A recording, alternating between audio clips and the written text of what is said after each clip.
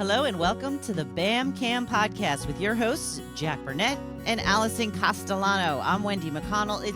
It's the original crew here. The original crew, that's right. So yeah. We do a lot of switching. It's been a while since it's been just the two of us. Yeah. Well, it's good to see you guys. Yeah, we reintroduced ourselves to each other this morning. It's been a while, right? Yeah. Okay, so what do we got in store for today? Well, something very interesting. Some of y'all may remember a guy that had a show on Fox News, a fellow named Tucker Carlson, and he was fired from Fox News a year and a half or 2 years ago. I can't remember exactly when. And he has formed his own media company and is doing kind of long form interviews that are available on X and through his own private network and so forth like that. Kind of a next stage. So similar to Joe Rogan type interviews. That many of these, they're not quite as long as Joe Rogan interviews, but they're generally more than an hour long on there. And recently, he had a guest on that many people are familiar with, and that's Dave Ramsey. Most people are familiar with Dave Ramsey's had a radio show for probably 25 or 30 years. Yeah. Focuses on financial wellness for people and has a lot of good ideas. He has courses that the primary course called Financial Peace University. It's taught a lot through churches. Yeah. And I actually have led that course at our church a number of years ago. And so there's a lot of good ideas. But the Tucker had Dave Ramsey on, and it just they talked about a lot of things, and it was just fascinating. It was really fascinating. You told me, hey, I think you'd enjoy listening to this. And so I did. I had to drive down to the beach for my sister-in-law's bachelorette trip, and I was on my own. And so I said, this is a perfect opportunity to listen to this because it was almost 2 hours. And there were a lot of really interesting things that I took away from it. And so first, some of kind of the staggering statistics, Americans on an individual level have more debt than ever before. And we've seen that in the headlines. That is not a new headline to anyone listening to this podcast. But we're just as individuals, we're in a great deal of debt. And so in the podcast, he mentioned that credit card debt is in the 1.1 trillions. Student loan debt is about 1.7 trillion. And car loan debt is 1.6 trillion. Right. And they're all at near all-time highs.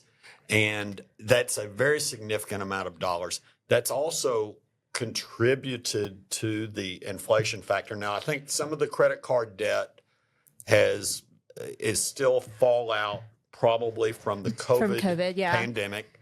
We're now I guess we are 4 years from the beginning of the early stages of the COVID pandemic. But a lot of households, their spending was disrupted if they were out of work or anything of that period of time, and they made up for it by just putting money on credit cards, which is a horrible thing to do. It's real easy to get into credit card debt, so the average household in the United States has credit card debt of $37,000. It makes my stomach churn thinking about it. Correct. What's interesting about that too is I'm on the finance TikTok side right now. That's what my algorithm is giving me. And I've seen several people kind of post their debt statistics, and they're going on these debt journeys and trying to pay off their debt. And every time I see one of those videos, I run to the comments because I want to see what other people are saying. And what I think is so fascinating is so many comments are, thank you for normalizing this. This is not your fault. I just think it's really fascinating. What, for someone to be in $37,000 worth of debt on credit cards is not their fault?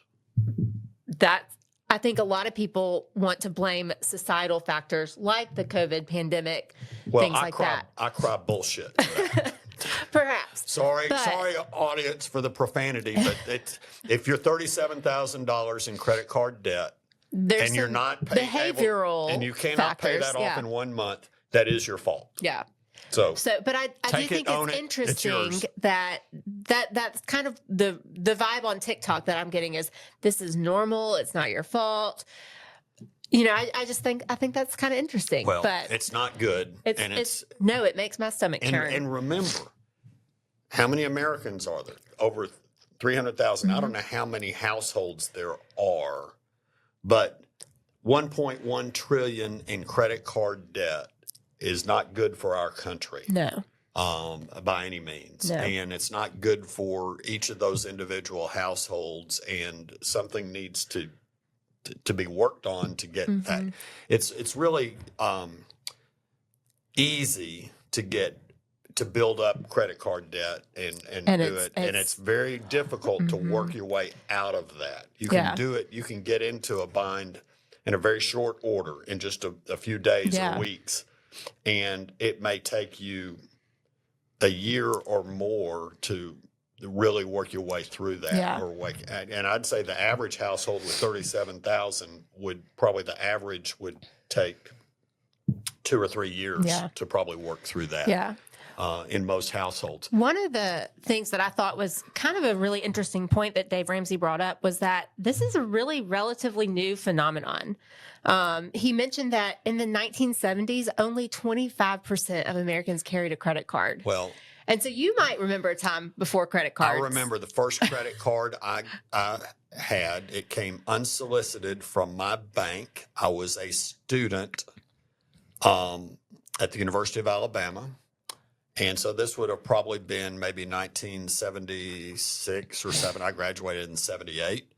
But I got a credit card from the bank. It came unsolicited, and it had a $200 credit limit. I remember that. Okay. $200 is a lot for a student and back in the naively, 70s. And through my naivety, I felt like I had $200 to spend.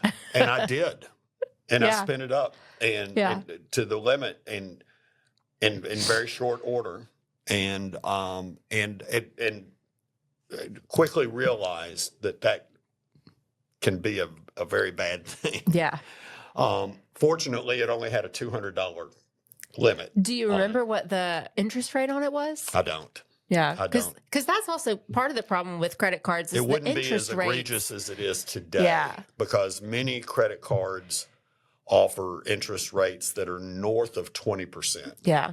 On an annual basis. And so when you're paying maybe close to 2% per month on that, so 2% on $37,000 is what, about $700 and something dollars a month? Yeah. So $740 a month. So you're paying that much in interest before you're paying any of the balance down. Yeah. So it really is bad. I'd say probably the average credit card interest rate for carrying balances is probably anywhere between 18 and 22% is probably the average, but some are higher than that. So, but in the 70s, very few people carried credit cards. It was a rare thing. Now it's promoted as a level of convenience. How many of us, we're bombarded with the don't leave home without it. Exactly. Yeah. Cash back it. Are you cash backing? That's becoming a verb on there. And I will tell you, there's not enough cash back to make it work. No. to make the numbers work he even to your talked favor. about that on the episode about how it's not a wealth building tool. Your credit card is not a wealth building tool. In no way, shape, or form. Yeah. It's a matter of convenience. And don't get us wrong. I use credit cards. I use credit cards all the time. And I do it. If I go back to early in my career,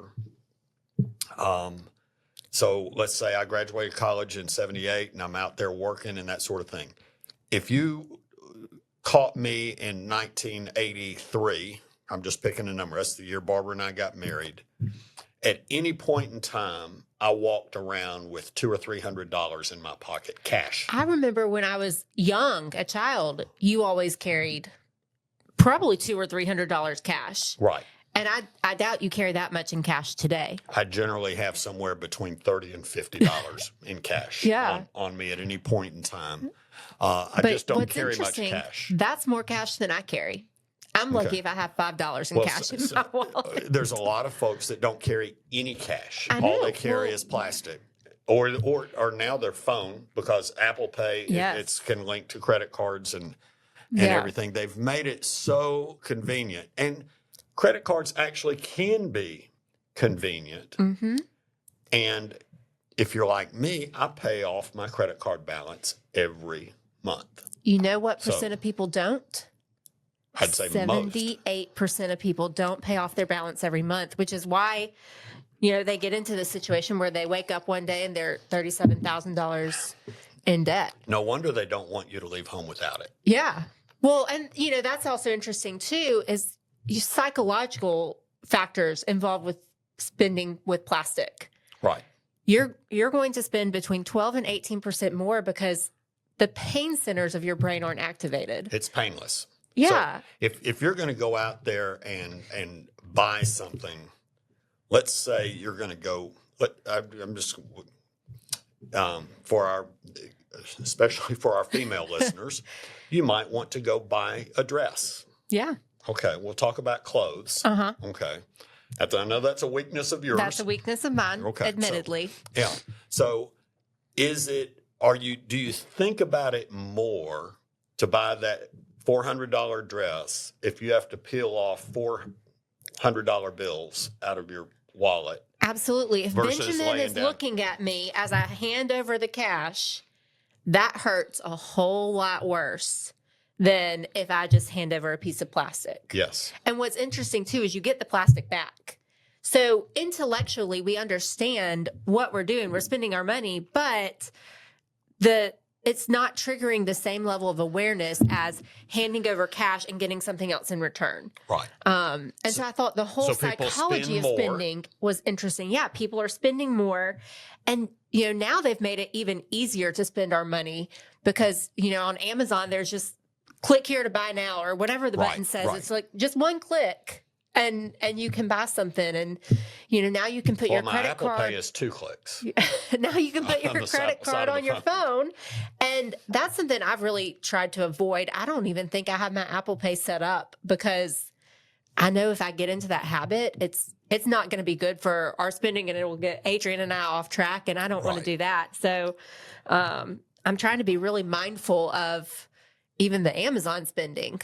Well, I think that's they've made this so easy, and it can be convenient. It absolutely requires you to have a mental discipline running of where you stand, because the only way credit cards can work well and to your favor and for your benefit as a convenience is if you pay off the balance every month. Yeah. So you have to so if that means you need to track it in order to be able to do that, and if that means you don't want to run out of dollars before you run out of month. Exactly. So it is so important that you have and if that means that you look at your credit card balance every other day or whatever to just see how you're doing so that you can rein that in as you're progressing through the month, that's important to do. Yeah. And so we're not saying don't use credit cards, but we're saying use them responsibly because it can come back to bite you in the backside very, very easily. And those are difficult, challenging, emotional. And what happens, unlike I think people that are trying to normalize that, going back to your TikTok comments or whatever, I think a lot of people feel shame and they feel failure and they feel, like that's I have failed. I've failed as a spouse. I've failed as a parent when I've let my household get in this bad position. And I think those are very negative emotional burdens that keep you from having peace and happiness in your life. Yeah. If you feel like a failure because you've let this credit card bill run amok. Yeah.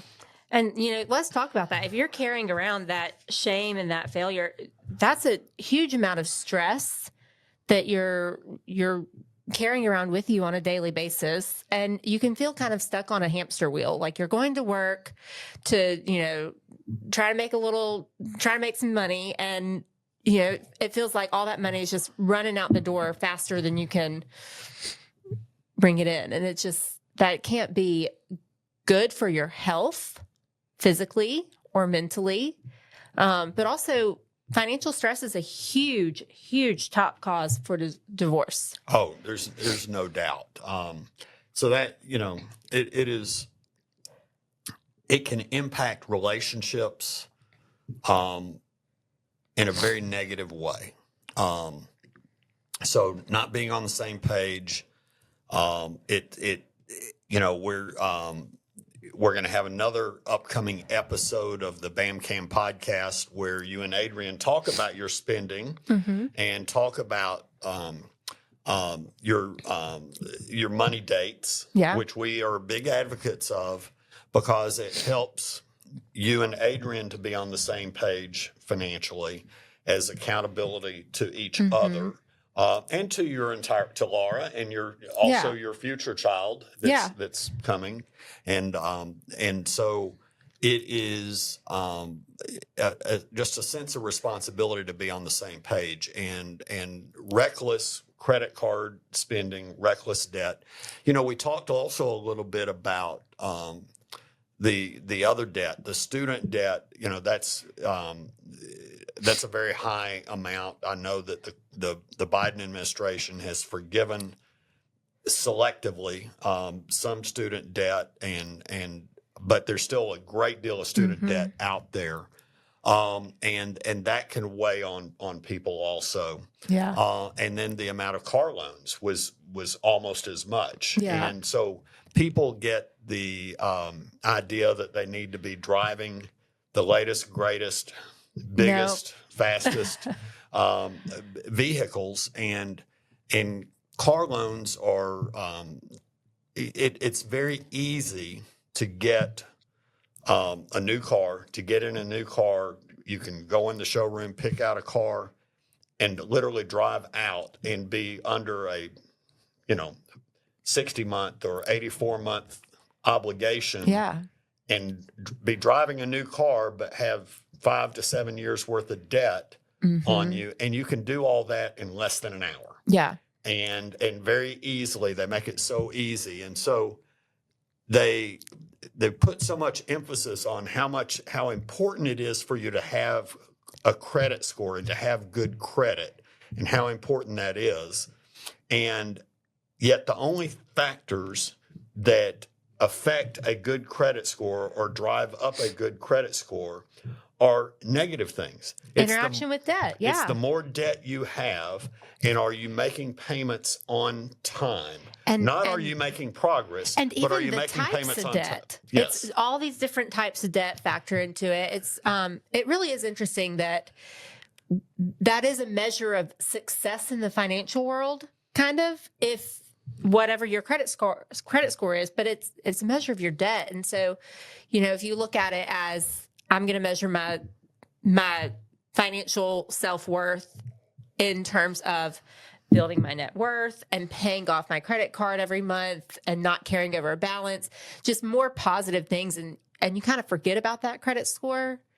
It might take a load off your shoulders. Right. So as a matter of fact, if you pay off a credit card and close the account, it's a negative effect. Your credit score will go down. Yeah. Now, how counterintuitive is that? You would think if you had a credit card that had $25,000 on it, and over the next 12 months you paid it off, and then you close that account, your credit score will go down.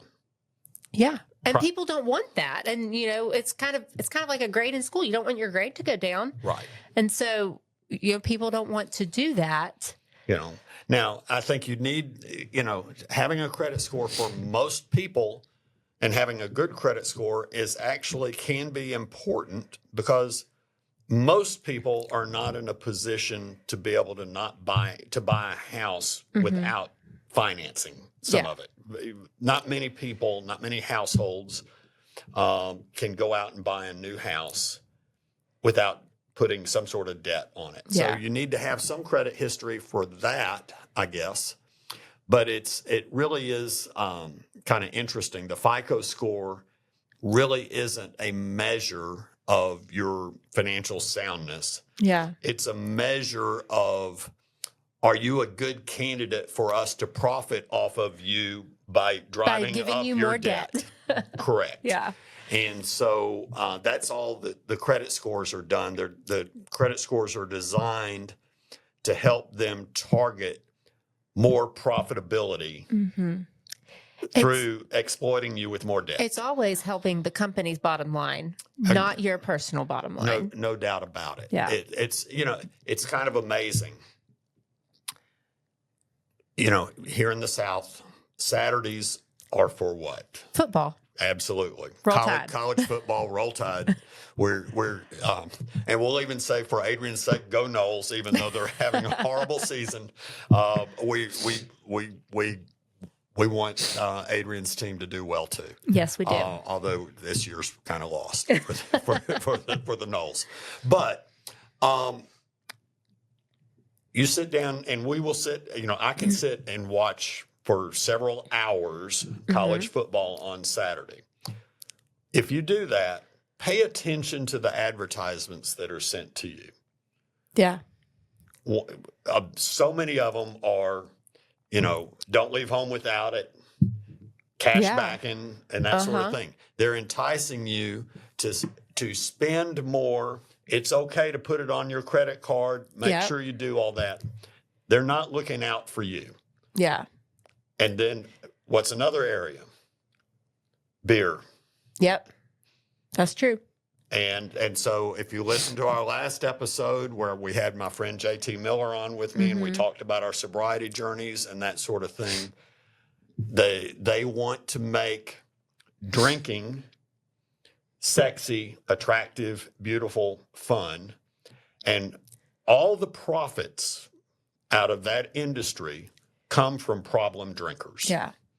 And so it's a little bit of an aside. We've been talking about Dave Ramsey, but the advertisements that are pushed to you and you're not paying close attention to them are not trying to make your life better. Yeah. They're trying to exploit vulnerabilities and ease of capturing your dollar. Yep. So that they can be more profitable. Yeah. And exploiting that. And it kind of reminds me of a line of the great Ray Wiley Hubbard, who is a singer that I like and that sort of thing. And one of his songs, he talks about there's two kinds of people in the world. There's day people and there's night people. And they say it is the night people's job to get the day people's money. Okay. So people that work in the entertainment industry and things of that night that work at night. Yeah. I just felt like there's a little bit of truth to that. There is a lot of truth to that. So Interesting. It is. Yeah. Anyway, I'm just amused with that. But pay attention to what the advertising out there is trying to get you to do, because you are not paying close attention to it. You're not looking at it critically. Yeah. But you're being exploited. You're being influenced. And you're being influenced. Yeah. Same thing with influencers on the web. And it's all trying to get you to part with your dollars. Yeah. And I'm not opposed to you parting with your dollars, but make sure you're parting with your dollars for things you want or need and will make your life better. Yeah. I think that there's a lot of truth to that. And I'm guessing that you aren't getting the ads for Downy in Spanish when you're watching your football, because we do in our house. Now you're going to have to explain that to me. I think our last name is being targeted Oh. Yeah. Oh, you're profiled. We are profiled. Incorrectly profiled, but we're profiled. And now we're really off topic. That's so interesting. Yeah. Wow. Okay. So Anyway, so we talked a little bit about the stress on relationships with debt and how it can really affect your mental health. One thing to be careful of are debt consolidation offers. It's the same thing. Bankruptcy is another thing that can do that.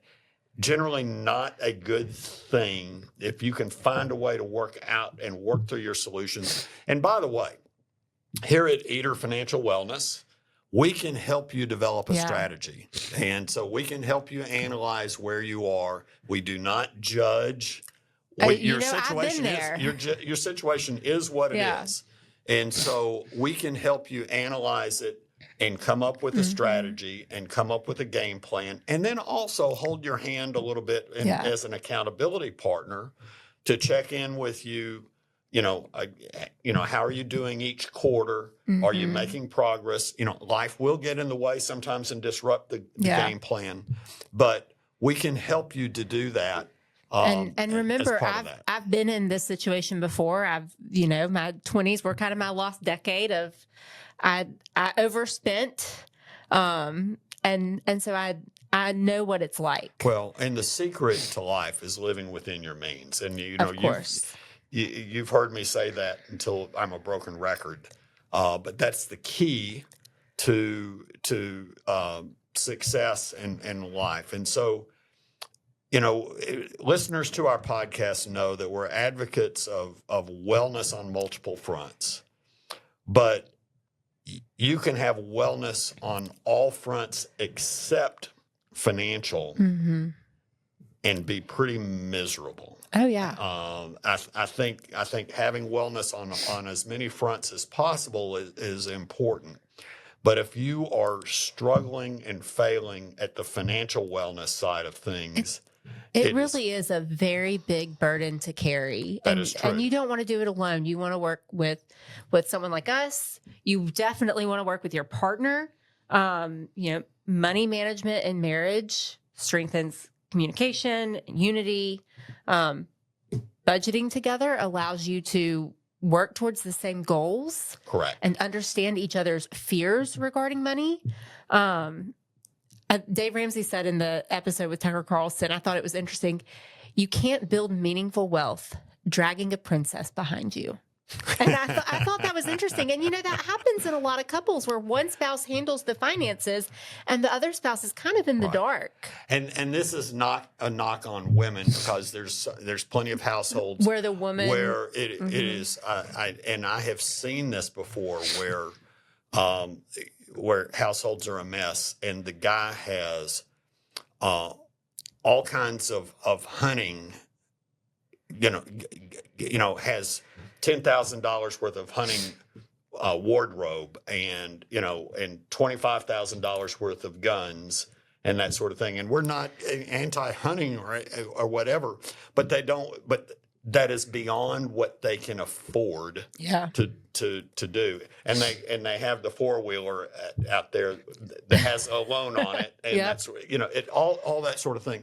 It's that way. It could be the same thing if it were a guy in golf that they can't afford and things of that nature.